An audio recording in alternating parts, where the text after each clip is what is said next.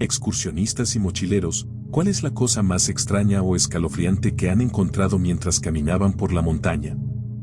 En 2003 estaba haciendo senderismo en el bosque lluvioso o, en la península olímpica, en el estado de Washington. Estaba intentando completar una caminata bastante impresionante desde el océano hasta el monte Olympus. El primer día fue genial, logré hacer todo lo que había planeado. El segundo día, niebla. Una niebla tan espesa como puedas imaginar. No podía obtener una señal decente del GPS, así que básicamente estaba a ciegas, pero sabía que si seguía el río o río arriba, llegaría a uno de los campamentos a los que quería ir. Pasó el día y la niebla no se despejaba en absoluto. Llegué a un claro bastante grande y armé mi tienda. Saqué una barra energética y me relajé mientras caía la noche más oscura que había visto en mi vida. Estaba, sinceramente, algo inquieto, no tanto asustado, sino más bien ansioso. Como a las 2 de la mañana empecé a escuchar un sonido de resoplido, como Darth Vader sin el casco. Mi imaginación empezó a volar y agarré la linterna. Abrí un poco el cierre de la tienda, muy despacio, y saqué la cabeza. Seguía todo tan oscuro como la muerte. El ruido venía, tal vez a 1,5 metros a mi derecha. En ese momento, empecé a replantearme si de verdad no existía el pie grande. Saqué la linterna y la encendí. Estaba a unos pocos metros de un alce Roosevelt enorme, que también se había perdido en la oscuridad. Al ver la linterna, salió corriendo en la otra dirección, se golpeó contra un árbol y cayó desmayado. Me quedé en la tienda hasta que escuché un gemido, un alboroto, y después al grandote alejarse resoplando. Estábamos acampando y haciendo senderismo en el pantano de Okefenokee. No éramos ni de cerca los únicos allí, pero una mañana, al despertar, sacamos una canoa para explorar el pantano. Era temprano y una capa espesa de niebla descansaba justo sobre el agua. Todo el pantano estaba completamente en silencio. No se veía ningún animal. Remamos por el canal un buen rato y no vimos absolutamente nada más. Ni una sola persona, ni un ave, nada. No se escuchaba un solo sonido. Apenas doblamos una curva en el pantano, lo oímos, el rugido gutural más fuerte que había escuchado en mi vida. Sentí como resonaba en mi pecho. Un sonido digno de un dinosaurio. Dejamos de remar y nos miramos, un poco inquietos. Sabíamos que era un caimán, pero nunca habíamos escuchado uno tan fuerte. Ambos miramos detrás de la canoa y vimos que las espaldas y los ojos de al menos 20 caimanes habían emergido. Habían aparecido de la nada. Empezamos a remar despacio hacia adelante y se escucharon más rugidos. Venían de todas partes. Delante, detrás, a los lados, desde las orillas cubiertas de vegetación. Cada vez que mirábamos hacia atrás, aparecían más ojos. Más lomos escamosos rompían la superficie del agua. Desde las orillas, veíamos colas deslizándose hacia el agua, ondas gigantescas se propagaban a nuestro alrededor. Volvimos a mirar hacia atrás mientras remábamos más rápido. Ya había al menos 40 caimanes detrás. Y empezamos a verlos aparecer delante también. Unos 10 o 15 reptiles enormes aparentemente bloqueaban el camino. Entonces, uno de los caimanes más grandes que he visto en mi vida emergió justo donde iba a bajar el remo. Lo golpeé en la parte trasera de la cabeza y el coletazo que dio fue increíble. Cuando su enorme cabeza golpeó el costado de la pequeña canoa, pensé que íbamos directo al agua. Entró agua en la canoa al hundirse un costado. La bestia desapareció bajo el bote y nos mantuvimos firmes. Remamos lo más rápido que pudimos, directo hacia ese paisaje salpicado de escamas y ojos. Detrás de nosotros, ese mismo rugido gutural volvió a retumbarme en el pecho. Mientras atravesábamos el campo de ojos y lomos, empezamos a ver cómo se abría el camino. El enorme monstruo que casi nos hizo volcar rugió una última vez. Giramos la cabeza al pasar junto al último de los animales y vimos al monstruo mirándonos, observando cómo nos íbamos. Los demás caimanes comenzaron a hundirse en el fondo del agua. El grande se quedó ahí, observando, hasta que supuso que nos habíamos ido. Luego desapareció sin hacer ruido, de nuevo en las profundidades turbias del pantano. Detuvimos la canoa más adelante, salimos y nos quedamos sentados un rato, procesando lo que acababa de pasar. Fui con un par de amigos a una excursión de 5 días para buscar oro. Manejamos unas 6 horas por caminos madereros abandonados, completamente cubiertos por la vegetación, incluso tuvimos que remover árboles para poder pasar. No vimos a ningún ser humano en todo ese tiempo, excepto en la tercera noche, a las 3 de la mañana. Estábamos sentados alrededor del fuego, tomando cerveza, espantando insectos y charlando, cuando escuché algo. Miro y veo una luz entre los árboles. Era un camión, subiendo por el mismo camino que nosotros habíamos despejado para llegar ahí, a las 3 de la mañana. El camión llegó hasta donde estábamos, se metió en el pequeño desvío que habíamos usado como campamento, un área lateral pensada para que maniobraran los camiones de madera. Se detuvo durante 10 segundos mientras todos nos quedamos mirándonos con cara de ¿qué es esto? Y yo me levanté para acercarme y saludar o preguntar qué hacía alguien por ahí a esa hora, pero el camión dio marcha atrás, giró y se fue por donde había venido. El tipo, o los tipos, condujeron durante 6 horas por caminos forestales completamente solitarios en plena noche, nos vieron y se fueron sin decir ni una palabra. Todos nos quedamos tipo ¿qué carajos?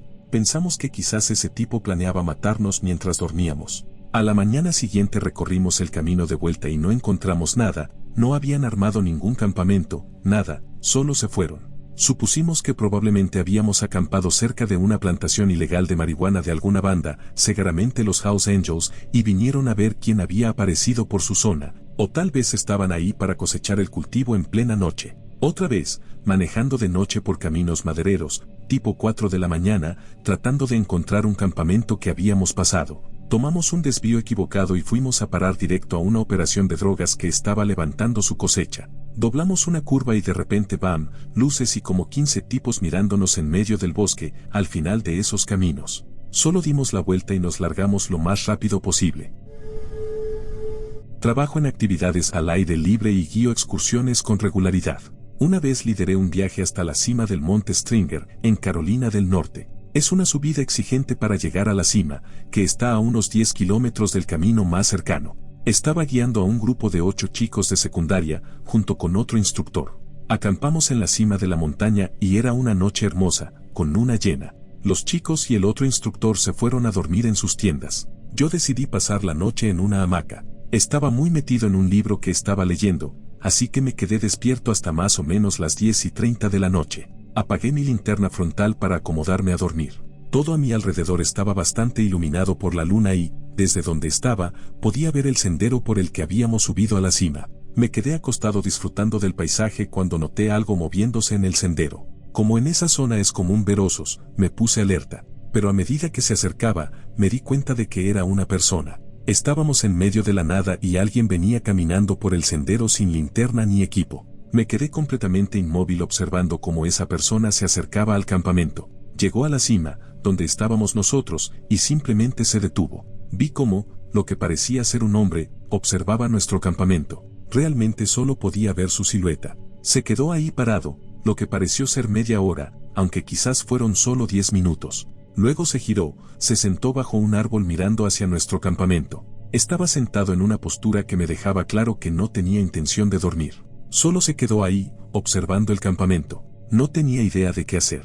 Decidí esperar. Me quedé quieto, observando al hombre mientras él observaba nuestro campamento. Eso siguió hasta alrededor de las 3:30 de la mañana. Entonces se levantó, se quedó un momento más observando nuestro campamento, y luego se fue por el mismo sendero por el que había venido. Hasta el día de hoy no tengo idea de qué fue todo eso, pero me dejó completamente perturbado. El resto del viaje estuve paranoico pensando que nos estaban siguiendo. Una mochila y bolsa de dormir de las tortugas ninja, tamaño infantil, parecían haber estado allí por lo menos varios meses. La mochila estaba llena con miles de cajitas de fósforos y la escritura de una casa en el estado de Washington. Esto ocurrió en Maryland. Me había olvidado de una historia mucho mejor.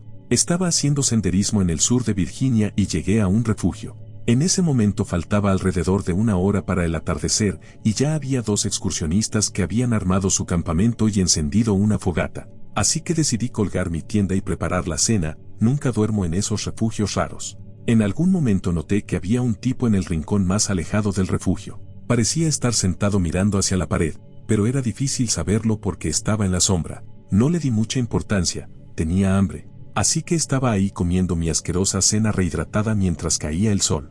A medida que mis ojos se acostumbraban a la oscuridad, miré hacia el refugio y de repente me di cuenta de que podía ver el blanco de los ojos de esa persona. Ese tipo se había untado hollín de la fogata por toda la cara y el cuerpo, y había estado sentado en la sombra observándonos a los otros excursionistas y a mí todo el tiempo. Intenté avisarles discretamente a los otros 2 lo que estaba pasando y me fui de ahí lo más rápido posible. Caminé varios kilómetros más por el sendero, luego me desvié y avancé alrededor de 1 kilómetro más campo adentro antes de sentirme lo suficientemente seguro como para montar el campamento. Mi pueblo natal es un lugar muy pequeño llamado Kanab, en Utah. Si alguna vez estuviste en el Parque Nacional Zion, en Bryce Canyon o en Grand Staircase, estuviste cerca. Las colinas que rodean Kanab están llenas de todo tipo de joyas ocultas. Hay muchas ruinas y reliquias de pueblos originarios, cañones angostos, entre otras cosas. Uno de mis recorridos favoritos es un lugar llamado Trail Canyon. Solo se puede acceder caminando. El cañón se divide en muchas bifurcaciones, y parece que cada una tiene un tesoro diferente. Estas son algunas cosas que he encontrado. Una cueva perfectamente oculta por un árbol, con grabados antiguos de alguien que se escondió allí en el siglo XIX. Más de un refugio temporal. Uno era un refugio natural formado por dos rocas grandes inclinadas una contra la otra. Adentro había un saco de dormir medio descompuesto, latas y otros objetos de los años 70. Alguien vivió ahí un tiempo y nunca regresó. Una cabaña construida a un tercio del tamaño normal. Resultó ser la vivienda de un par de hermanos que eran personas de baja estatura a comienzos del siglo XX. Por ser diferentes, probablemente no los trataban bien, así que construyeron su propio lugar como quisieron y vivieron allí. Montaban a caballo hasta el pueblo, se emborrachaban, disparaban sus armas y luego regresaban a su cabaña junto al manantial. Hoy en día todavía hay un par de overoles sobre la mesa, lo que da una idea de su tamaño. Sé que tomé muchas fotos de ese lugar, pero no puedo encontrarlas. Justo más allá de la cabaña hay una cueva donde se escondían ladrones de ganado. Todavía queda un balde viejo y una sartén, y en las paredes hay marcas que indican el tamaño y la ubicación de los rebaños. Esto me pasó en los años 80, cuando tenía veintitantos. De vez en cuando salía a acampar en el auto con mi gato tigre amarillo, Oberon. Tenía sobremordida, babeaba, roncaba como un motor y era increíble en todos los sentidos. Le encantaba andar en auto. Acampar sola fue una tontería y no lo recomiendo, pero necesitaba estar sola y necesitaba tener valor. Conducía por caminos forestales, algunos del bosque nacional y otros que eran antiguos caminos madereros en desuso. No me alejaba demasiado, buscaba un lugar que me gustara, salía del camino lo más que podía, armaba un pequeño campamento y me quedaba 1 o 2 noches leyendo, observando aves, pintando, compartiendo con mi gato, simplemente pasando tiempo siendo yo misma. Un día tomé un camino y encontré un prado muy bonito, con un pequeño arroyo que serpenteaba entre los árboles, un lugar perfecto. El gato y yo caminamos un poco, explorando. Al costado del prado, cerca del camino, había una roca grande, plana y redonda, una mesa perfecta.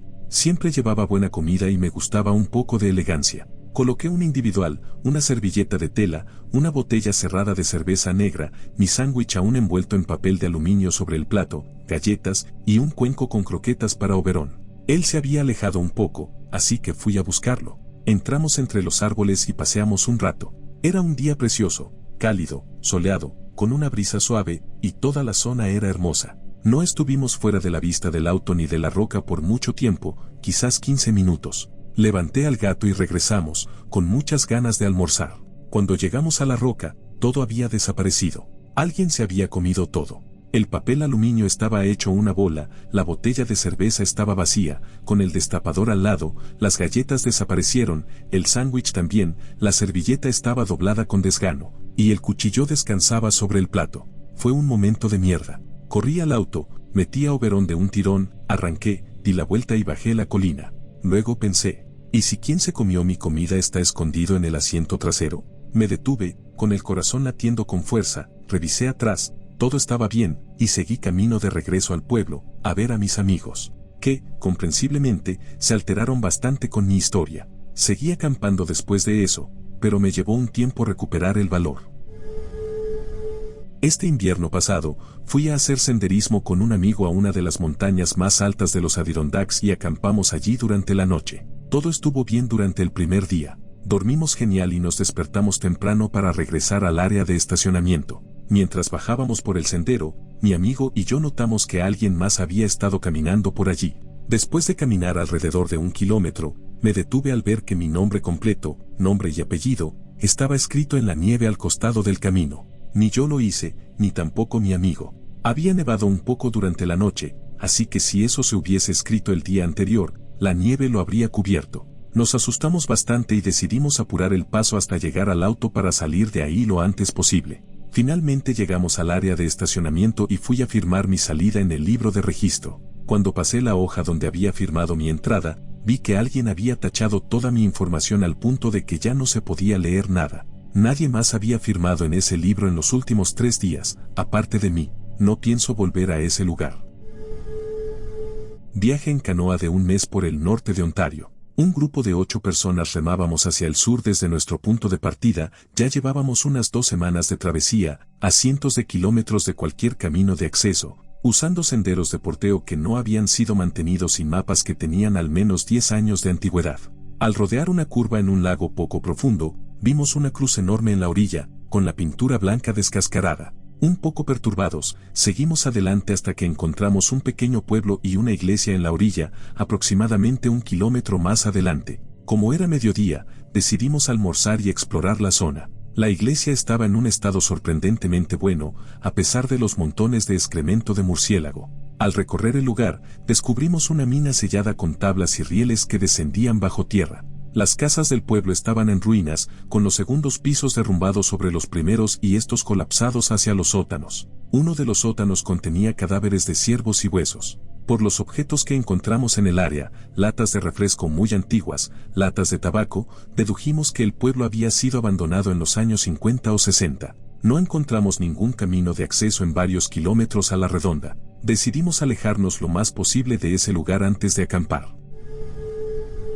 Estaba guiando a un grupo de mochileros bastante principiantes en la zona remota sobre Nevada Falls, en Yosemite. El primer día comenzamos la caminata antes del amanecer.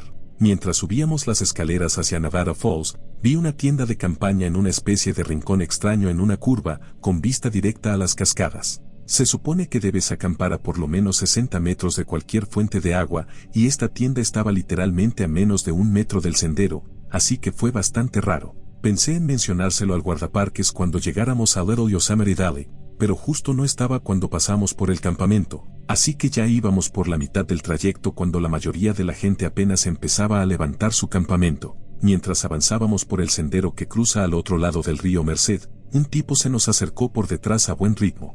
Llevaba una botella de agua Aquafina en la mano, una manta enrollada al hombro y nada más. Zapatillas deportivas, jeans, completamente fuera de lugar. Me fijo bien y el agua que bebía tenía corteza y pedacitos de ramas, así que le advertí sobre la giardia, es un parásito, y le dije que no debía beber agua del río sin filtrarla. Me respondió algo entre murmullos, de forma bastante extraña. Siguió su camino, y mientras lo observaba, noté que iba mirando hacia los costados, pero no al paisaje. Minutos después, un helicóptero pasó rugiendo por el valle. Mi grupo se detuvo a mirar, y fue entonces cuando noté que el chico del agua estaba pegado al tronco de un árbol. Más adelante, reuní a mi grupo y los llevé a ver unas rocas interesantes que me inventé en el momento, mientras observaba cómo el tipo se escabullía de árbol en árbol, buscando cobertura. No había ningún claro donde pudiéramos avisar al personal del parque, pero igual mantuve al grupo un poco rezagado. 5 minutos después, el guardaparques de Little Yosemite Valley vino corriendo por el sendero.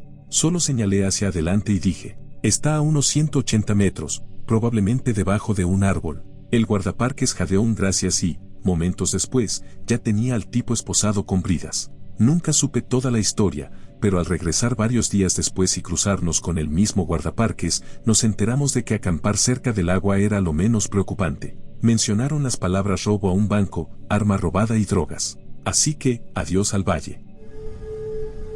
Cuando era joven fui a un campamento de verano, y cada año se organizaba una excursión de 4 días en el Parque Nacional cercano. Decidí ir, y el primer día remamos en canoa durante casi 7 horas hacia lo que parecía el medio de la nada. Faltaban un par de horas para que oscureciera cuando decidimos acampar. Entramos en una pequeña bahía y desembarcamos. Uno de los chicos del grupo, éramos unos 10 campistas y 4 coordinadores, decidió ir al bosque a buscar leña, mientras el resto armábamos el campamento. No habían pasado ni 2 minutos cuando volvió corriendo, gritando que había encontrado gente en el bosque viviendo en chozas. Recuerdo que todos nos reímos, era un chico medio payaso, así que pensamos que estaba inventando, hasta que notamos que seguía totalmente serio. Así que la mayoría decidimos ir a ver.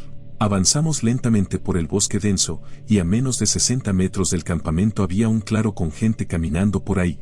En el claro había campamentos de verdad, además de algunas chozas hechas con ramas. Al fondo, había varias camionetas y un camino de tierra que se alejaba hacia el bosque. A menos de 5 metros frente a nosotros, justo al salir del bosque, había una mesa enorme con al menos 40 personas sentadas. Nos miraron fijamente y nosotros los miramos a ellos. Entonces, una mujer mayor, bajita, con una pluma en el pelo, se levantó. Sonrió y nos ofreció comida. Nuestro coordinador principal declinó amablemente y preguntó si estaba bien que acampáramos cerca. Ella dijo que no había problema, y ya los demás comenzaban a volver a su enorme comida. Ella se sentó nuevamente, y nosotros regresamos a la orilla del lago. Todos estábamos bastante impactados por la idea de pasar la noche a pocos pasos de un grupo de desconocidos en medio del bosque, pero los coordinadores dijeron que estaría todo bien y terminaron de armar el campamento. De todos modos, todos nos fuimos a dormir bastante temprano. Ahora que soy incluso mayor que esos coordinadores, no creo que me hubiera animado a quedarme ahí toda la noche.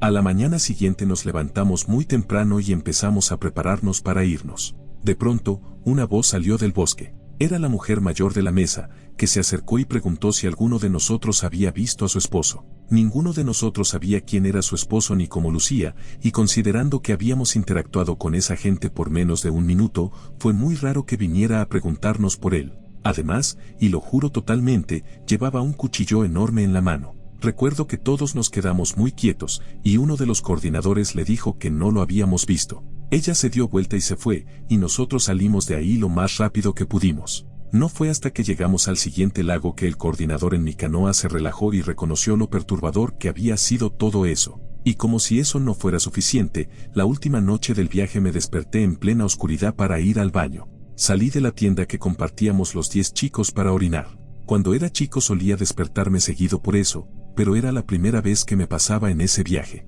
Mientras hacía mis necesidades, escuché ruidos y un aullido corto. Estábamos acampando a un costado de un estrecho que se adentraba desde el lago principal, y en la oscuridad, al otro lado del estrecho, vi unos ojos brillando. Casi nunca tuve tanto miedo, pero terminé de hacer lo mío con valentía y volví lentamente, sí, lentamente, a mi tienda. No soy una persona religiosa, pero esa fue la única vez en mi vida que recé de verdad para que esos lobos no cruzaran el agua ni nos rodearan. Aquí van un par de historias de mochileros. La primera no es tan loca como otras, pero en su momento fue bastante alarmante. Estábamos mi papá y yo haciendo senderismo con mochilas en la cordillera Wind River, Wyoming, y nos detuvimos en un puente a esperar al otro integrante de nuestro grupo. No habíamos visto a ninguna otra persona en 3 días y estábamos al menos a 2 días de caminata del estacionamiento más cercano, que de por sí es pequeño y se encuentra a unos 50 kilómetros por camino de ripio del pueblo más cercano, que tiene apenas 2000 habitantes. Así que estábamos en un lugar bastante remoto.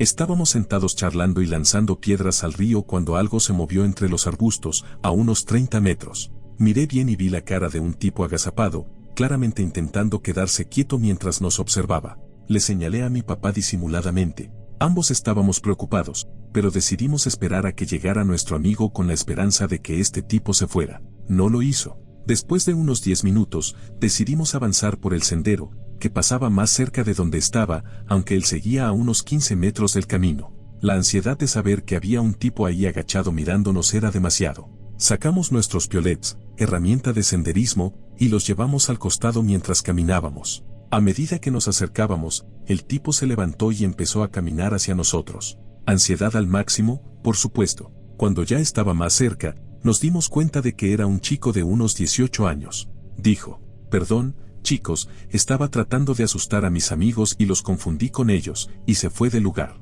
No llevaba equipo ni nada. Puedo creer su historia, pero fue raro que no viéramos a nadie más, y además debió haber sido evidente que lo habíamos visto, así que ¿por qué no dejó de esconderse antes de que tuviéramos que acercarnos? Tal vez se asustó cuando se dio cuenta de que no éramos parte de su grupo. Después de que se fue, nos quedamos en la zona esperando a nuestro amigo y no vimos a nadie más durante otro día entero. Otra historia rara también en Wind River.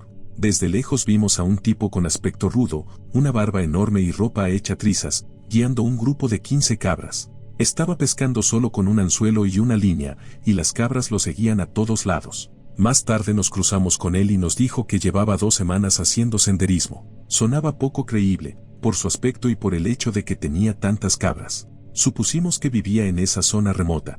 De todos modos, fue amable.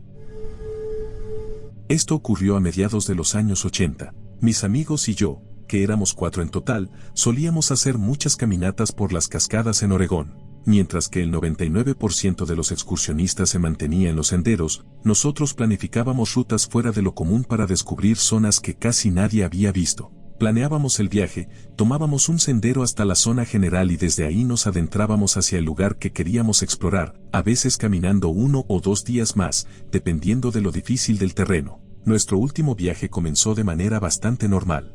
Llegamos a nuestro punto de partida, pasamos la noche, desayunamos al día siguiente y sacamos los mapas topográficos del servicio forestal para planificar. Esta vez no habíamos decidido un destino específico y estábamos evaluando opciones. Eso es lo último que recordamos por casi 24 horas. Despertamos al día siguiente, aún con la ropa del día anterior, dentro de nuestras tiendas. No nos dimos cuenta de que había pasado un día hasta que uno de mis amigos revisó su reloj y notó que la fecha no coincidía, lo cual confirmé con mi propio reloj. Sí, incluso en esa época ya había relojes que marcaban la fecha. Un momento estábamos revisando los mapas para decidir a dónde ir y al siguiente despertamos en las tiendas, todos con una sensación como de resaca. La cosa es que, aunque mis amigos juraban que no recordaban nada, yo sí, aunque solo un poco. Lo que recuerdo es que estábamos caminando duro por las montañas cuando escuchamos voces de niños, como el ruido que se escucha en un patio de juegos. Todos pensábamos que carajos, creyendo que nos habíamos equivocado gravemente con la navegación de una manera inexplicable, y nos dirigimos hacia el ruido para ver cómo demonios habíamos terminado tan fuera de ruta y dónde estábamos realmente.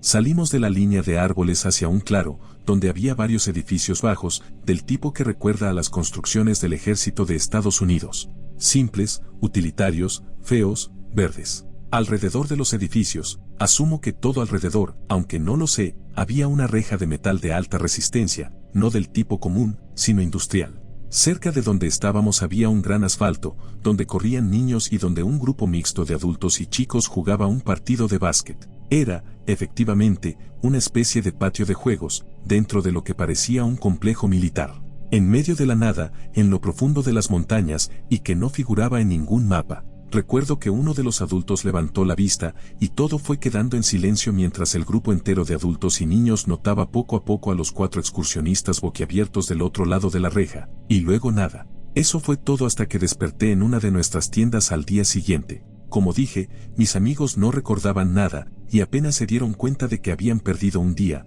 lo único que querían era salir de las montañas y volver a casa. Yo sí recordaba, al menos un poco, y estaba furioso porque creí que habíamos encontrado algo secreto y que nos habían drogado y dejado de vuelta en el campamento como advertencia. Yo quería averiguar dónde habíamos estado caminando, volver y ver qué había, pero los demás no querían saber nada del asunto. Intenté varias veces convencer a alguno de ellos para volver conmigo, esta vez con cámaras, e intentar averiguar a dónde habíamos decidido ir esa vez, pero se negaban rotundamente incluso a hablar del tema, mucho menos a intentarlo de nuevo. Ir solo a una zona salvaje es directamente una estupidez, y no estaba tan enojado como para pensar que eso era una opción válida, así que nunca volví por mi cuenta. Hasta el día de hoy no tengo idea de qué fue lo que encontramos ni por qué alguien creyó necesario drogarnos y abandonarnos. Supongo que no nos mataron directamente porque 4 excursionistas experimentados desaparecidos generarían una búsqueda notoria.